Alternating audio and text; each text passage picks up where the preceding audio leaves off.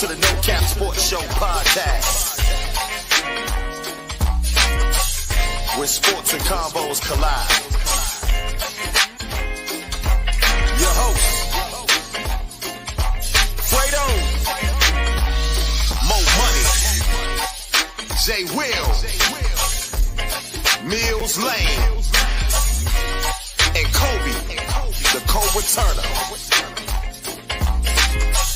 Authentic, unapologetic, no edits, no cap. Let the convo begin.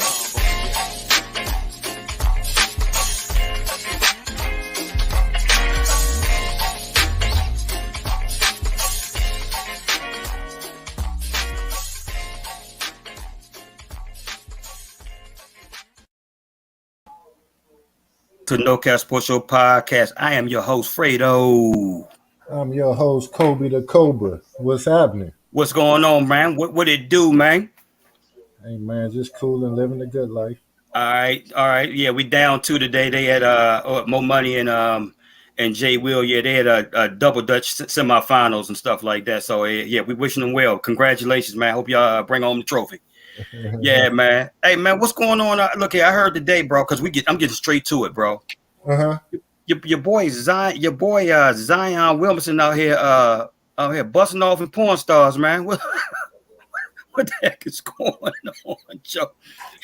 You got a baby on the way by a porn star. Nothing against the porn star, man. Whoever you love at the end of the day. But I'm like, man, you just out here just moving and grooving, cuz. Hey, he not the first and he won't be the last, you know? I mean, I don't know. I'm beginning to think I never was fortunate enough to get to the contract piece of an NBA contract, but I think it's a job requirement. I don't know. I mean, we need to get Drake on the show. He can let us know how it is. I mean, for real, bro. We definitely need to make that happen, man. Yeah, because I'm like, man, so you just signed to the bag, bro. And it's like, okay. But again, like I said, to all the viewers and listeners out there, I'm not mad at the porn star, man. You get, you love who you love, and you bust off and whoever you bust off in, man. It is what it is, man. Congratulations, whatever that is. I mean, I ain't mad at him. God bless. I ain't mad at him neither, bro. Dag, it is what it is, man. Hey, so what do you think about the NBA finals thus far, man? Tied 1-1. We thought, look here, bro. We thought that Denver was gonna go ahead and roll through that thing like 4-0, man. But yeah, absolutely. I mean, just the optics of the two teams. You look at Denver, they're a well-coached team, maybe one of the best, if not the best coached team. They're a highly skilled team. They have two superstars on the roster, and they have a bunch of size. They have more talent than Miami Heat. They have more size than Miami Heat, and they have an X factor that Miami Heat doesn't have in Nikola Jokic. However, what these finals are showing us is you can't count out Jimmy Butler. Now, Jimmy Butler led team, you just can't count him out. It doesn't matter how many chips are stacked against him. He finds a way to will his team to a win. And this goes back to our conversation with Jay Will. I mean, if that's not the definition of a superstar, I don't know what is. You know what I mean? What if he leads his team to a championship this year with the roster that he has now? That'll be more impressive than what LeBron and Allen Iverson did when they led those two, I agree. Below average talent teams to NBA finals. DJ Pooch.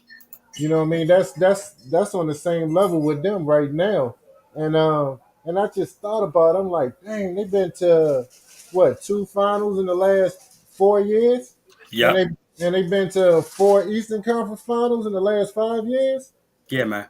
So, I mean, at some point, you're going to have to give Jimmy Butler his respect and put him in that category with the rest of the superstars. Hey, agreed 100%, bro. And they're doing this without Tyler Hero as well, because I think he's out for the night as well. I mean, shit. They like I said, they playing with house money at this point, bro.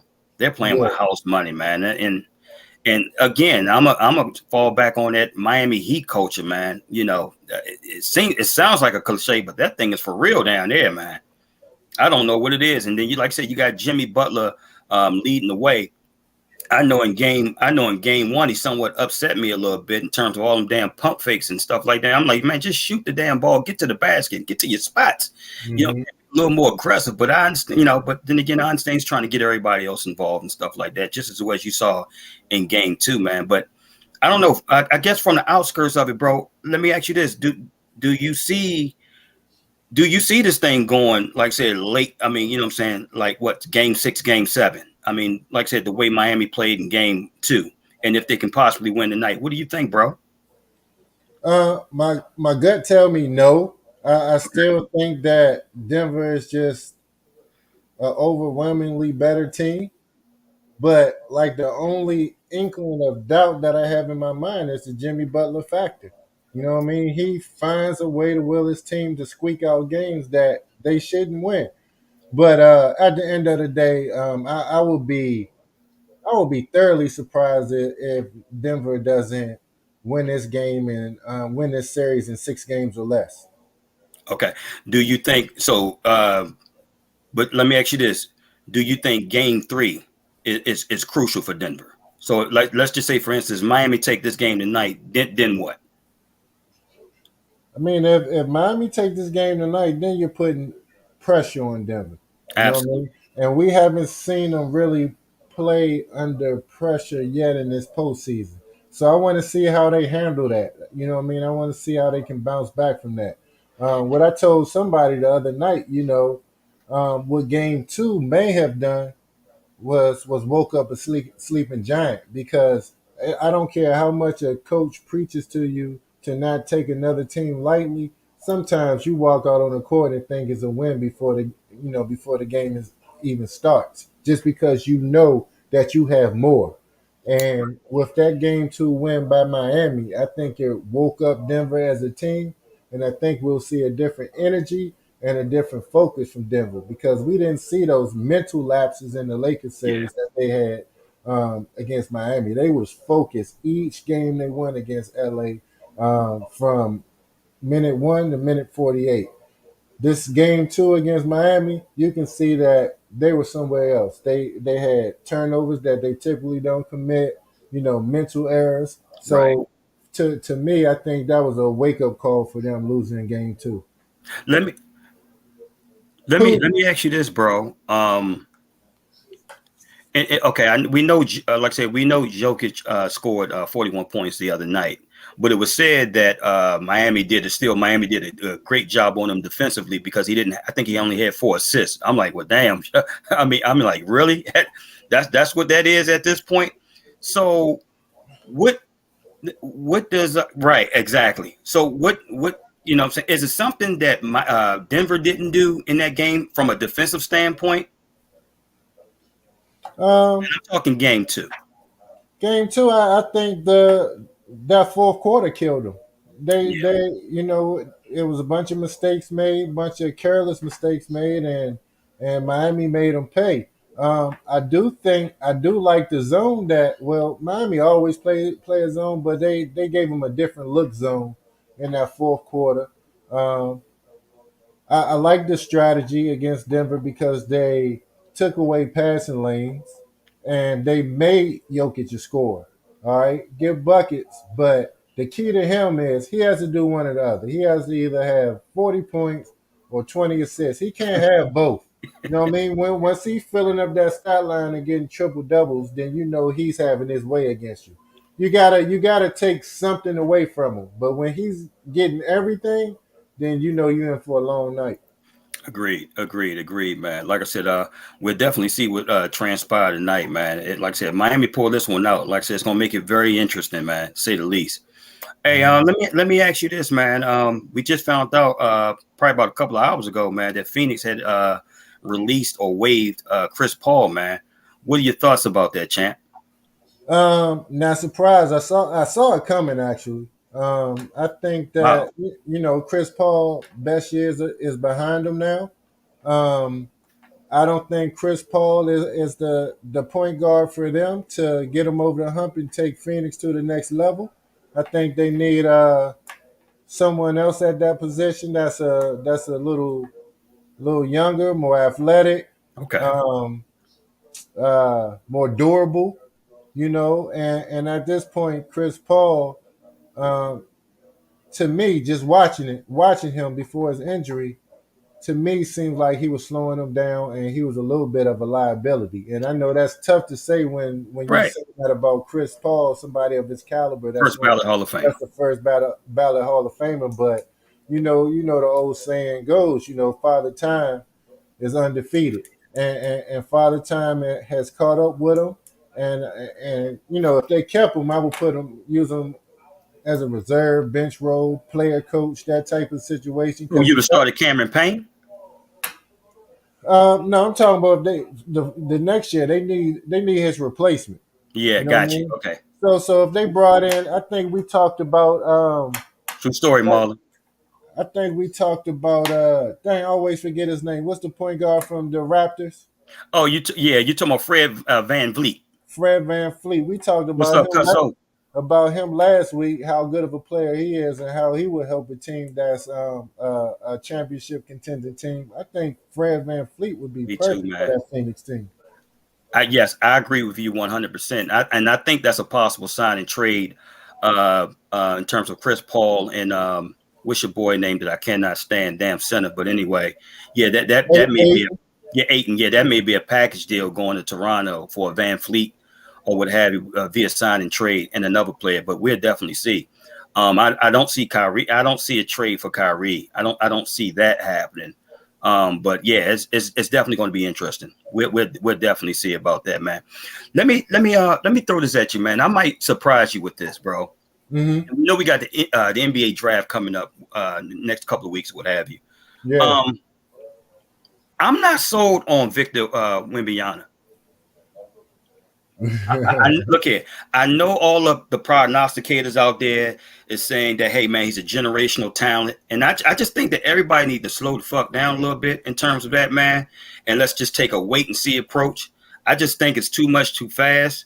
I'm just, I'm not on that bandwagon as of yet, bro. I got to see more to actually believe it. I got to see that thing live for me to actually believe it, man. I mean, doing what I get it. He's 7'5", and to do what he's doing, you know what I'm saying, at that height, you know what I'm saying, take you off the dribble, that can shoot the three and they can do a lot of different things and stuff like that.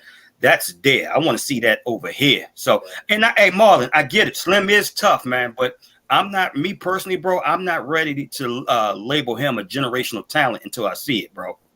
I know that's just my opinion. What you think about that, Marlon? What you think about that, Cobra? I don't know, man. It's well with those type of players, the only concern I would have for him is staying healthy. You know what I mean? Right. It's just the fear of him being injured. But barring any injury that he could potentially suffer, I think his game is going to translate. I think he's. I mean, you're a 7-footer, 7'5" player Yeah. that can play 4 positions on the court. And I mean he's essentially Kevin Durant, but 5 inches taller, 6 inches taller.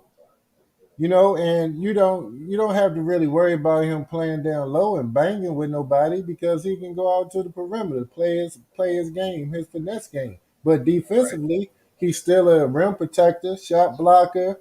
He can move his feet pretty well to be that size. He runs the floor like a dare.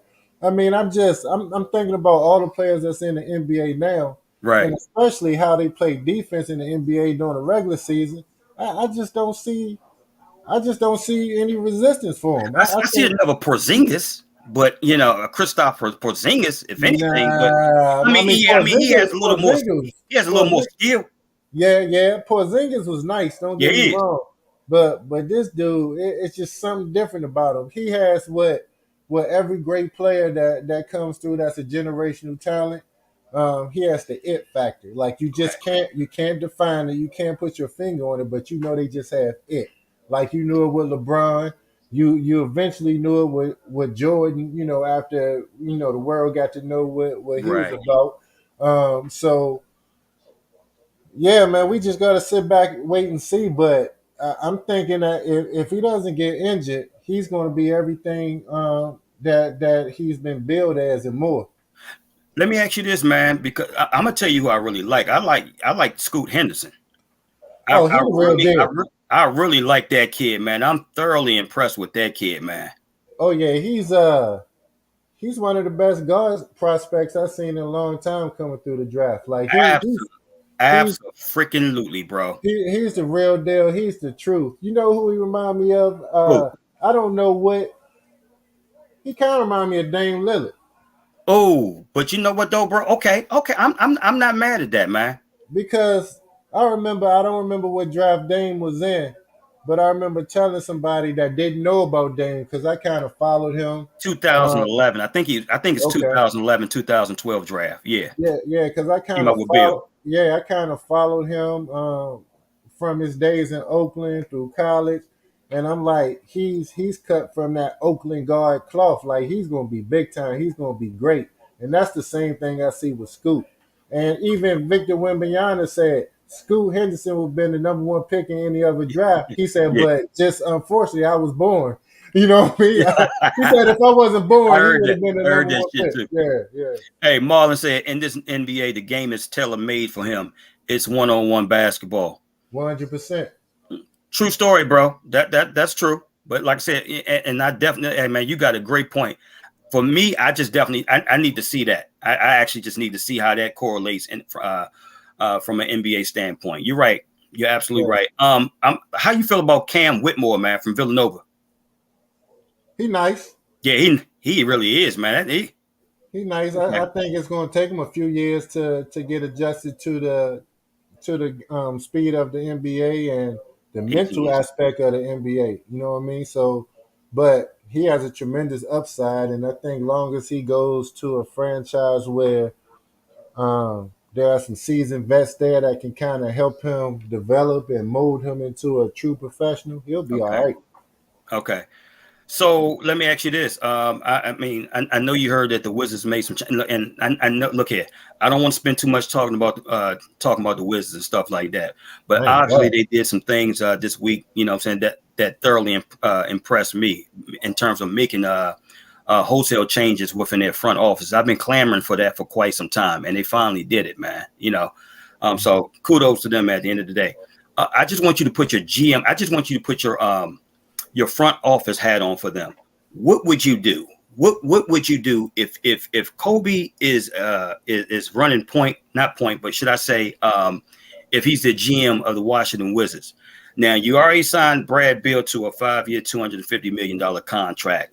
Last year was pretty much a waste. He was inconsistent. He was injured and stuff like that. You got to figure out what you're gonna do with Porzingis if you're gonna sign him.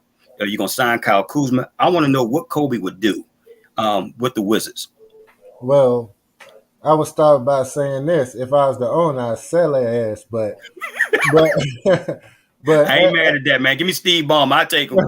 but as the GM, they have a lot of pieces that they can move. Okay. I would start over clean slate for them. You know what I mean? Facts. I would try to move Brad Bill. It's time. I mean, Brad Bill gave you his blood, sweat, and tears. You know what I mean? He gave you all that he can give your franchise. And he just wasn't enough by himself to lead you to where you wanted to go. Right. But at the same time, he was loyal. He is a great player, and this is your chance to um, send him somewhere where he can compete for some titles. You know what I'm saying? Get with an organization that's a title contender, and he's so good, he has so much value that you can get some good young pieces back for him. And the same with Kuzma and Porzingis. Because if you're going to move Brad Bill, you got to move Porzingis. Get Right. get get some good young pieces for him, and you may want to keep Kuzma because he's young. He has a lot of Just upside. years old. I really think if you give him an opportunity to shine as a number one, number two option, I think we may see something there because if you remember his rookie year with the Lakers, Yep, I do. he, he was actually the better rookie. He sure was, bro. You I know what agree with I'm you saying? 100%. He was better than Brandon Ingram and the Ball brother. Yeah, they picked him up, but I think with the 25th or 26th pick that year as well. You're right. Yep. And then eventually, Brandon Ingram, ascended to where he got to. But a lot of that was because he got out of LA and was able to play with a franchise that allowed him to spread his wings Florida. and develop and become who he had the potential to be. And I think that could be Kuzma in Washington. So I would move Brad Bill, I'll move Porzingis, and I'll get some really good young pieces to go around Kuzma. You need a point guard, you need a shooter, Yes. okay, and then you need a big. Well, they got like that big. They got a good big, just a backup big. That young You talking big about that Gafford? yeah, I like him. I Okay, like okay, him. okay. You know what I'm saying? Not too many teams have a Gabbard. You Yeah, know what I he mean? gave them lobs and stuff like He's that. You're right. big. He's finishing at the rim.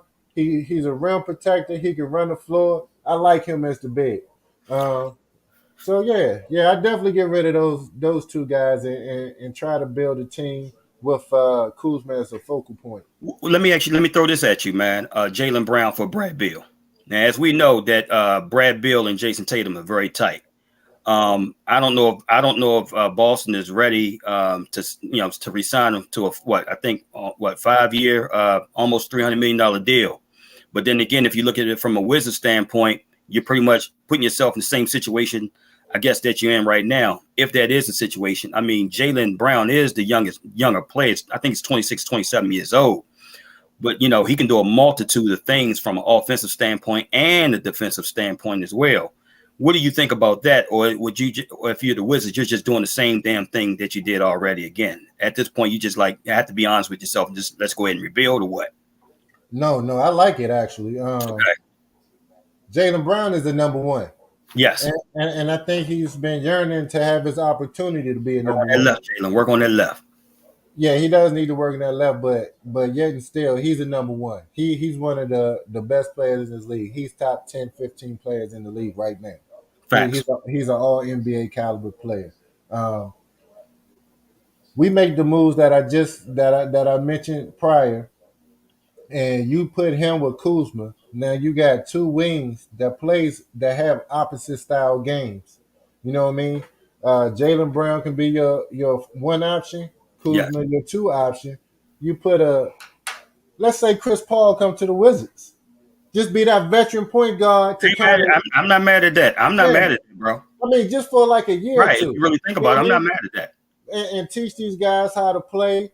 Make sure you get them the ball in the right spots. You know what I'm saying? He's a cerebral player, so he's going to be able to teach them things mentally about the game that they may not have now, and he'll help them young fellas out a lot. I'm a big supporter of this young talent having veteran leadership somewhere in that organization Yes. that can guide them. Yeah. I think that's one of the reasons Kobe Bryant became so great so fast was because he came in and he had Eddie Jones and the boys, man. Come They on, taught, man. You already know you know Elton what I mean? Campbell, all those Yeah, guys. yeah. They taught him how to be a professional. They molded him. He watched them. He competed against them. You know what I mean? And that helped them out tremendously. I think you put Jaylen Brown and Kuzma, they both in their mid-20s. You know what I mean? They can grow together. And I think it's a fresh start for the Wizards. It's a Yeah. fresh start for the Wizards, and it's also sending Bradley Beal somewhere where he'll be happy.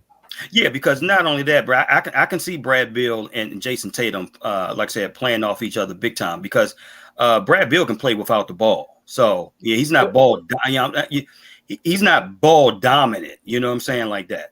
It'll be like a KD Booker part two. True story. They not as good as KD and Booker, but they like right there. Right, but I Yeah, get you, bro. I yeah, get you, man. I get yeah. you. I think you know what I'm saying. You're right. I think that's a situation that'll work out for both teams if they was to make that happen, man. Mhm. I heard some rumor today, man, that well, actually, I didn't. Did I hear a rumor? Yeah, it was a rumor that I heard that Damian Lillard was interested in possibly interested in the Brooklyn Nets because he said he wanted to team up with Mikal Bridges. What would you think about that move right there? Obviously, Brooklyn got a lot of assets via Phoenix and via Dallas Mavericks or what have you to trade away, and they got some young players as well. I don't think it really would benefit Dame Lillard except for him going to a big market. You know what I'm saying? You would actually prefer him to go to the Knicks or something if that was happening. Yeah, he might as well go to the Knicks, or if he want to leave Portland, he need to go to a true contender like Brooklyn. To me, he can go to Brooklyn. I know they have some young pieces there, but in my opinion, he'll be in the same predicament right now in Portland.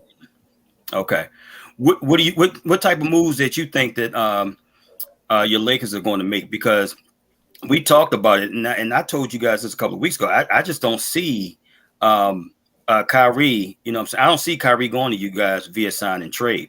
I just don't see Dallas making that move to, you know what I'm saying, to take on that other point guard. And like I said, Benzo especially, they played like trash in the series against Denver. I just don't see that happening, man. I really don't. Well, somebody needs D'Angelo Russell, and there's a franchise out and it there. ain't Dallas Mavericks. But you got to remember, Kyrie is an unrestricted free agent this summer. He don't have to go through no sign and trade. He can sign where he want to. It's just the Lakers have to do their part and make room for his salary. And D'Angelo Russell, he's somebody who made $31 million this past season. You know what I'm saying? He'll be a good fit for your Wizards. You know what I'm saying? If they made the move for Jaylen Brown and they had Kuzma and you bring D'Lo in as a point guard, I like that perimeter. I like that nucleus for that team. Like D'Lo is good. He's a former All-Star. I don't know what happened to him in this last series, but if you look at the totality of what he brought to the Lakers team from the day he got there up until, this last series, he played some good ball. You know what I mean? I think, we're judging him by, he was a no-show against Denver. I don't know what happened. Right. But he's a really good ball player. He's a smooth player. He's smooth, but he can dribble.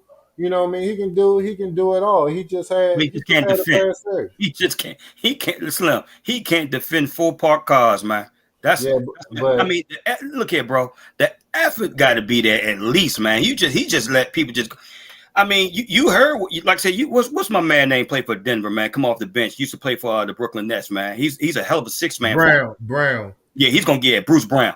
Yeah, he's gonna get that bag this summer, man. But he already said, yeah, he's not a threat whatsoever, especially on the defensive end. We can do whatever we want. We don't fear him. And I mean, yeah, you got players saying that. I'm like, man, that's a problem, bro. I mean, yeah, offensively, that's something. But, bro, I mean, you got to give some type of effort on the defensive. You can't keep playing that damn Olay defense, just letting any and everybody go past you, man. So, I don't know, man. It's definitely going to – let me tell you something, man. This summer is going to definitely be interesting in terms of NBA free agents. I think we're going to see a lot of crazy moves, bro. Yeah. A lot of crazy moves, man. Yeah, but the three players that you mentioned, that's who I have my eye on. Jaylen Brown, Dame Lillard, and Kyrie Irving. Wow. Yeah. All right. We'll definitely see about that, bro. All right. So look, let me ask you this, man. We're about to transition to this next subject matter, man. I want you to give me, and it doesn't even have to be top 5. This is me and you vibing tonight. Just give me your top 4 athletes that you would label the biggest what if. And to all the viewers and listeners out there, we want you to give us, the No Cap Sports Show podcast, me and Kobe, hey, your top 5 former athletes that you would label the biggest what if. Me starting off, bro, I'll give you Len Bias off the rip. Yeah, he's definitely on my list. Like if he didn't pass away, man, what could he have become? I mean, he was already number 1, number 2 best player in all of college basketball, and he was number 1 pick, right, for the Celtics. It's just, man, I can't even imagine what he would have did on that NBA floor with everything opened up for him as one-on-one. I don't know. Like if he came into the league, what kind of power shift would that have been? You heard what Larry Bird said. Larry Bird said he was going to retire in a couple of years, man. He had it already planned. Yeah. He had everything. I mean, although he ended up retiring, like I said, probably about 4 or 5 years later and stuff like that. But he had already, had that plan and stuff like that, and that they were going to be a contender for years, with or without him. But man, it's just I think about that every now and then, bro. Like, damn. I mean, just what if, you know what I'm saying, that didn't happen that night, or just didn't happen, period, man. And him just playing for the Boston Celtics, which is a historical NBA basketball team with all those championships and stuff like that, bro. And they was already set with Mikal Bird and Parrish, you know what I'm saying? I think they didn't get Reggie Lewis until I think 87. So, I mean, you can throw that in there as well. Reggie Lewis, bro. Woo! His mid-range was already a killer within itself, man. But how long Reggie Lewis played in the league before he passed? Reggie Lewis played in the league, and I'm this is just off the rip. I want to say probably about 5 years or something like that. And I want to say he passed away probably about 5 or 6 years later, because I think I drafted in '87 out of Northeastern. So yeah, man. Said Bo Jackson. Man, Hey, Marlon, you on one tonight, buddy? Yeah, Bo. Yeah, man. If not for that hip injury, bro, just think about that, man. Wow, Bo Jackson. Yep. Reggie Lewis. We already brought that up. What you got? What else you got, bro? So I got Grant Hill and Penny Hardaway. Stop it, man. If it wasn't for that injury, wow, like the caliber of player that they were destined to be. You talk about top 1, 2, 3 players in the league. If they had been healthy, they're in the primes of their career. I want you to start out with Grant Hill first, bro. Grant Hill was a true point forward. He was the next version. Kobe. Yeah, the next version, next level of Pippen. He was Pippen and then some. You know what I mean? He had the handles. He had a nice mid-range shot. He got better at the three-point shot. He'll beat you off the dribble. He could post you. He was an elite passer. He was he was in the top 1% in terms of athleticism. Like, there was nothing he didn't have. He was a prototypical wing player. Like, he's one of those guys. That's what I was telling you on that text that day. I was like, Jordan knew, man, it's time to retire, bro, because he coming. Yeah, he coming. Right. But the crazy thing about it, Penny was the same. Penny was the same way. But Penny was more pure, true and fluid offensively. Oh my God. He was the same. He had the handle, he had the shot, he could post, he could dunk on you. Defend. He could defend. He was an elite passer. Same thing, man. It was just like, if we could have saw more of him in his prime, I'm telling you, if he played his whole career without the injuries, we'll be talking about him top 5, top 10 players to ever play the game.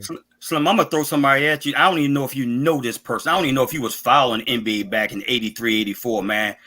Philadelphia used to have the 6 man to come off the bench, man, named Andrew Toney. This dude was I think they used to call him the Boston Strangler, what have you. Slim was just just a bucket, man. But I think early on in his career, I think he had some foot issues or something like that, man. It just went downhill, like I said, ever since or what have you. But man, he was a major goddamn problem back in those days, bro. For real. What other players you got out there, champ? So I'm gonna add to my Penny statement. What did Shaq and Penny play together? Well, what did they never broke up? Why did they break up? They shouldn't have never broke up. Young, egos, Stupid. just being stupid. Shaq can tell you that. He'll tell you now. You know what I mean? If Shaq and Penny didn't break up, they would have been winning the championships and not the Lakers. I agree. And where would Kobe be ranked on our all-time list if that breakup didn't happen? Because that's a huge what if. Yeah, because that put Kobe on the track of winning championships. But if that would not have happened, that would have put Shaq and Penny on the track of winning championships. And Penny was all as just as good as Kobe was, and it would before the injury. So I mean, I don't know. That's another scenario where there could have been a power shift in terms of who we saw as the better player between those two guys. Damn, Brian. Gosh, you're absolutely right, man. That Penny and Shaq combination, man, that was something else. And like I said, in terms of their careers and that team in Orlando, that was, you talking about the trajectory, man. And you're right, man. It's just like I don't remember how they broke up, but you're right. There was some egos involved and stuff like that, man. And yeah, There it's were a shame that egos, and it was he said, he said, Kobe just finished, look like he just finished a 6-pack of Newports. Newport shorts. Hey, Kobe, ask us, do that hairstyle come with a record label? Hey, she about 20 years later for that Austin Powers audition. Beyonce already got that, Ebony.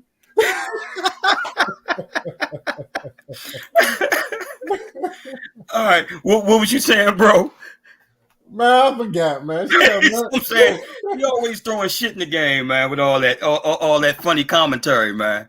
I was saying not just the egos, but there was a money issue as well. Because I know Shaq wanted to be the highest paid big man, or maybe the highest paid player in the league, or whatever. I know he had a number in his head, and he wanted Orlando to give him that number, and they didn't, and it seemed like they wasn't. Right. But LA was like, we'll give you that bread. So And then I think they matched that. I think they came up with a bigger deal at towards the end. And I'm talking about Orlando, but at that point it was just too late. It was too late, and then Yeah, the whole Los Angeles factor with Shaq having so many ambitions in terms of acting and music and all that stuff. He was in the perfect place at that point. God dang. Let me throw another biggest what if at you, man. Let me throw this at you, bro. What if Allen Iverson pursued football? We will be talking about him as the same way we talk about Michael Vick. Yeah, I I knew where you was going with that. I wanted to hear that, man. Yeah, because to us, like we had a lot of running quarterbacks in the league prior to Michael Vick, but Michael Vick just came. He brought a whole nother level to it, Facts. and he was the most exciting player in football. And even if you weren't an Atlanta Falcons fan, you was front row and center for their football games just to see Michael Vick. You know what I mean? I never really went to college football games. I found myself down Blacksburg just to go see Michael Vick play down there. You know Yeah, what I man. mean? And I think that if Allen Iverson would have chose football over basketball, we'll be talking about him with the same type of energy. Ain't that something, bro? Yeah, I Wow. mean, if it wasn't for AI, I may not have been on Michael Vick because I think he gave him the vision, the blueprint for that. Yeah, and you're right. And there's a lot of people from down there that say the same thing. I mean, AI was Michael Vick before Michael Vick. So I mean, yeah, everybody says it, man. If you look at the footage, I'm like, oh my gosh, and just Mm-hmm. just a two sports star that he was, especially in high school, man, and not even a two sports star, but down all American in both Yeah, sports, man. I'm like, yeah. yeah, they don't make them like that, bro. Not too many of them, champ. Yeah, not just All American Player of the Year in both sports. Yeah, you're absolutely right about that, bro. You're absolutely Yeah, right about that, man. yeah. All right, I got another what if go ahead, bro. scenario for you. What if Drew Bledsoe didn't get hurt and Tom Brady played him? Mm. Would he be still considered as the GOAT to a lot of folks now? Would he ever get that opportunity to win all of those Super Bowls? Because I truly feel, because I remember watching that game when Drew Bledsoe um, got that hit laid on him. I thought New England was going to win the Super Bowl anyway. Anyway, Drew Bledsoe Exactly. was playing well, and Drew Bledsoe was always one of the elite quarterbacks in the league. He was the prototypical quarterback. He It was was. nice, and they was on their way to win that Super Bowl, and then he get hurt. Tom Brady came in, and it was history from there. But what if that moment didn't Didn't happen? happen. No, you're absolutely right, man. That's a hell of a what if, man, right there. You're right, man. Would that, would the dynasty have continued with Drew Bledsoe? You're right. That's a hell of an unknown, but that's a hell of a what if, man. It really is at the end of the day. Yeah. Or what if Mike Tyson didn't get locked up and go through all the things that he went through? Damn. Okay, so let me ask you this. Ooh, hold Okay, up. Jeff let me Smith. throw this at you. Look what Jeff Smith said though. What Jeff say? Let me pull it up. What if Sean Taylor didn't die? What if Sean Taylor Well, lived? you know what, Jeff? Let me answer that for you, Jeff. If Sean Taylor wouldn't have died, and he, like I said, kept on playing to this day, I think he would have been, or if not, the best safety that we've ever seen in our lives. Because that's the trajectory that he was on at that time. I'm sorry, man. I didn't see nothing like him that can play in the box. You know what I'm saying? That can play in coverage. You know what I'm saying? You can put him in the middle of the field. You can hit. I mean, anything that you needed from him, man, he gave you at that. You know what I'm saying? At that point in time when he was playing, man. So, I mean, just the sample size that we had of Sean Taylor, he already had him the best safety I've ever seen in my life. He's the best. Yeah, him and Ed Reed is the best. Him and Ed Reed is Yeah. the best safeties I've ever seen, and it's Yeah. just Yeah. it's yeah. And I mean, you know, I get what they share in common. It came out from the U at the end of the day, so they produce them out of Florida, man. So yeah. Oh my gosh, man. So again, to all the viewers and listeners out there, man, we want you guys to give us your top 5 former athletes, and that you will label what ifs. You know what I'm saying? The greatest what if. All right. So What's you got another one? What if? Go ahead. All right. I don't know if you know this person. I don't know if you know this ball player. I know who he is, but This an area basketball player? No. I'm Okay. gonna check your knowledge. Do the name Benji Wilson. Yes, man. Come on, man. From Chicago. Come on, bro. Number one player in the country out of Chicago. 84, 85, bro. Yes. Yeah, who was murdered. Yes. Okay, let me throw another one at you since we on it then. Ronnie Fields. Oh man, one of the best point guards you are since we on it. Yeah. Since we on one night. Yeah. I mean, if he didn't suffer that, like I said, that knee injury, bro. I mean, what we've been saying about him, because he was Mr. Everything. Bottom line, he was a major problem. I know he had a couple of brief stints in NBA, but you're right, man. But in terms of his career, man, oh my gosh, if he not suffered that knee injury, bro, man, what would we be saying at this point right now? Jeff Smith said, "What if Greg Oden had stayed healthy?" He would have been. We already talked about Len Bias, but yeah, Greg Oden, man. Yeah, if he would have stayed healthy, he would have been the same as he was when he was hurt. Yeah, it is. You heard it. You heard it first, Jeff Smith. Cobra already said it. He'd have been the same goddamn player, you know what I'm saying, he is right now. So it is what it is. He ain't doing but he's better than Kwame Brown. Oh, hey, man, look here. Don't you have Kwame Brown coming on this podcast getting the... No, you know what? Say what the fuck we want him on the show. No, say it. Say what did you say again? Say it again, bro. Say it again. I said Greg Oden was definitely a better ball player than Kwame Brown. Yeah, it is Kwame Brown. You heard it first. Cobra, hey. Matter Cobra fact, already put it out there, man. I apologize to Greg Oden. He's not trash. He's more like the recycle bin. Kwame Brown is trash. What about Sam Bowie, bro?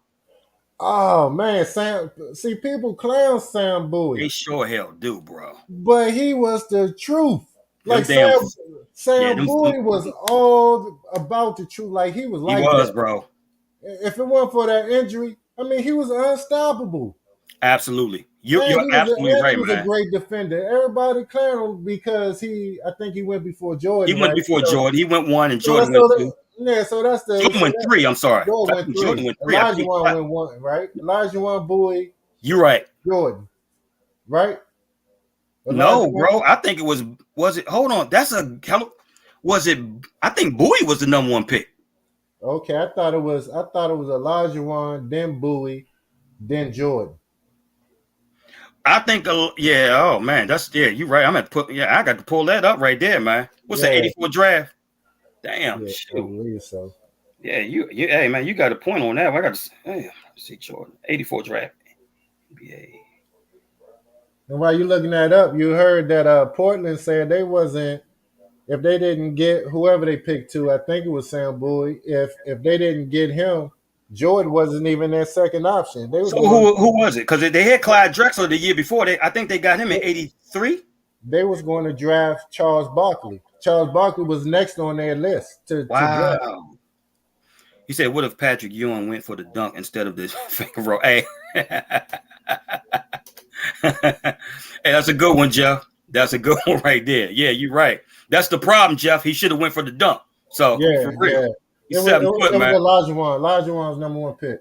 So Olajuwon's number one pick in '84. Jordan was number two. Number three. Number three. Sam Bowie was number two. Yep. Yep. Right? It was Elijah Wan, Bowie, Jordan, Sam Perkins, Barkley. That was your top Damn, five. Sam Perkins. Woo, boy. God dang, man. Oh, man. Look here, bro.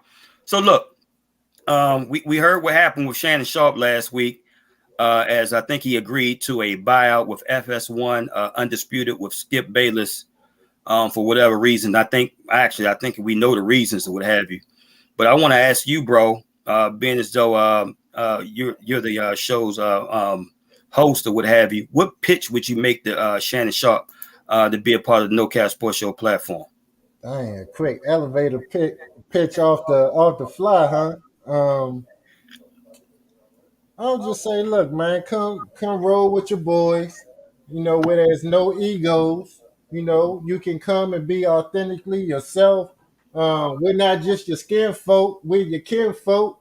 That part. But most of all, we're family on the No Cap Sports Show podcast, and at the very core of us, we always show respect to one another. And he'll never have a situation where he's being disrespected, because we respect what each one of us bring to the table, our accomplishment, and most of all, as people.